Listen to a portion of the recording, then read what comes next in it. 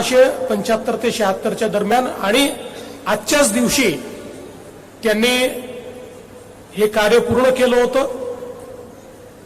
आणि आनंद मठ ज्याची आता एक मराठी प्रत देखील आम्हाला भेट म्हणून दिलेली आहे, या आनंद मठचं लिखाण करताना त्याच्यामध्ये संकल्पनाच त्यांनी ही मांडली होती की कशा प्रकारे एक योगी हा इंग्रजांच्या हुकुमतीमुळे जी काही जुलूम चाललेले आहेत त्या जुलमांच्या विरुद्ध बंड पुकारतो आणि समाजामध्ये प्रेरणा निर्माण करून त्या ठिकाणी या जुलमी राजवटीच्या विरुद्ध लोकांना उभा करतो।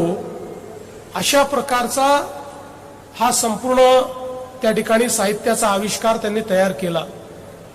आणि आपल्याला कल्पना आहे की ज्यावेळी काँग्रेसच्या अधिवेशनामध्ये रवींद्रनाथ ठाकूरांनी वंदे मातरम गायलं आणि ते गायल्यानंतर ते वंदे मातरम हळूहळू इतक्या मोठ्या प्रमाणात गाणं सुरू झालं।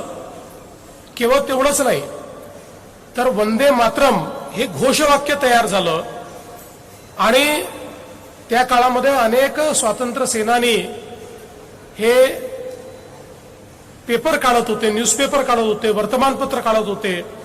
त्या सगळ्यांनी आपल्या वर्तमानपत्रावर वरती वंदे मातरम लिहिणं सुरू केलं आणि खरं वंदे मातरम हे राष्ट्रीय प्रेरणेचं गीत झालं ते वंगभंगाच्या चळवळीमध्ये।